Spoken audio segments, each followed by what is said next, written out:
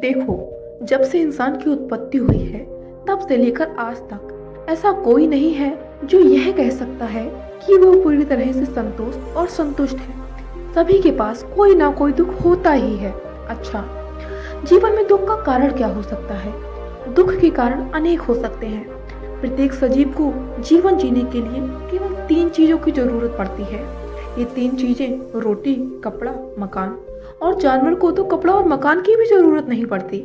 बस इन 3 चीजों के अलावा मनुष्य जो भी सोचता है वो सब उसकी इच्छाएं हैं, और इच्छाएं पूरी नहीं होने पर अपना आंतरिक दुख प्रकट करता है।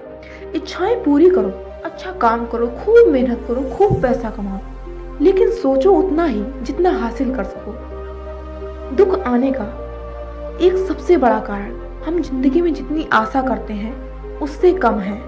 3 दुख, तन, मन, धन से आदमी दुखी हो सकता है।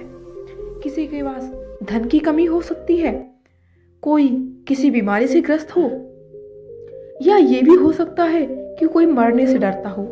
अच्छा, तो मैं आपको जीवन के कुछ सत्य बताती हूँ जिनके ऊपर तो आंख बंद करके विश्वास कर लेना चाहिए। मिट्टी का घड़ा और मिट्टी में सत्य कौन है? बिल्कुल, मिट्टी ही सत्य है। एक दिन आएगा जब मिट्टी के घड़े को टूटना है और वापस मिट्टी में ही मिल जाना है। ठीक उसी प्रकार हमारा शरीर भी मिट्टी का खिलौना है। किसी दिन इसको भी मिट्टी में मिलना है। सत्य तो केवल आत्मा है। कुछ कहानियां जो दुख के कुछ विषयों से उभरने के रास्ते से अवगत करा सकती हैं। एक बार एक गांव के सेठ जी ने अपने घर पर विशाल जलपान का आयोजन किया, तो सेठ जी ने अपने गांव के 2 पंडितों को आमंत्रित किया।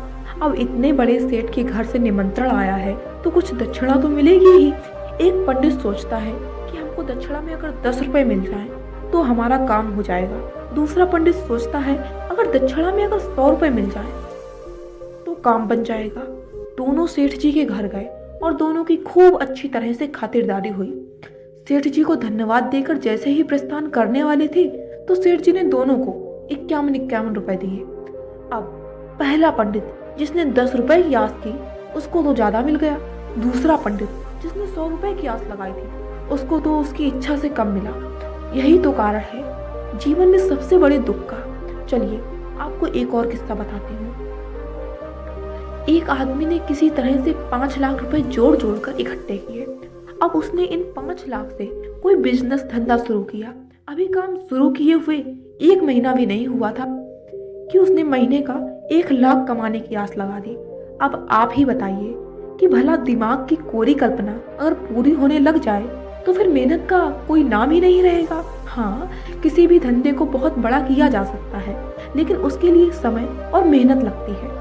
मेहनत के बिना कभी भी कुछ पाने की आस मत करना, क्योंकि केवल सोचने से दिमाग में कुछ हार्मोन्स रिलीज होंगे जो आपकी इच्छा के प्रति उत्तेजित तो करेंगे, लेकिन अगर पूरा नहीं कर पाएंगे तो एक बड़ा दुख का कारण भी बनेंगे। चलिए एक और किस्सा सुनाती हूँ। आजकल ये बहुत चल रहा है, हर कोई बिना मेहनत या कम मेहनत करके अल्प समय में धनवान बनना चाहता है। इसका एक बहुत अच्छा उदाहरण है शेयर मार्केट। एक व्यक्ति जो महीने का 15,000 कमाता है, शेयर मार्केट से वही व्यक्ति एक दिन का 15,000 कमाने की आस रखता है। ऐसे बहुत से लोग हैं जो शीघ्र अमीर बनने के चक्कर में अपनी पूरी जिंदगी की पूंजी दांव पर लगा देते हैं और फिर दुख के सागर में डुबकी लगाते हैं। बिल्कुल, शेयर मार्केट से अमीर बना जा सकता है, लेकिन फिर मेहनत, आपकी सीख, कुशलता भी तो चाहिए। जीवन का कोई भी दुख हम खुद ही पैदा करते हैं और पछताते भी खुद ही हैं। तो क्या होना चाहिए? अपनी क्षमता के अनुसार सोचें। जो सोच लिया उसके लिए मेहनत करें और फल की इच्छा कभी नहीं करें। जब मेहनत कर ही ली तो उसका फल तो मिलेगा ही। इच्छाओं के लिए नहीं, जरूरतों के लिए सोचें। इच्छाएं तो रावण की भी पूरी नहीं हुई, उसका तो महल भी सोने का था। उस महाविद्वान की इच्छाएं भी पूरी नहीं हो सकी, तो हम तो बहुत सामान्य बुद्धि जीव हैं। वैसे भी गीता और सर्वमान्य ग्रंथ भी तो यही कहते हैं, कर्म करते रहो, फल की इच्छा मत करो। तो इस प्रेरणात्मक विचार जीवन में दुख का कारण क्या है से हमने सीखा। गौधन, गज धन, बाज धन और रतन धन खाए, जब आवे संतोष धन, सब धन दूर हो जाए। मतलब संतोष ही सबसे बड़ा धन है। हम अपने सामर्थ्य के अनुसार सोचेंगे, मेहनत क्षमता से अधिक करेंगे और फल की इच्छा बिल्कुल भी नहीं करेंगे और जितना भी मिलेगा उसमें संतोष कायम कर लेंगे।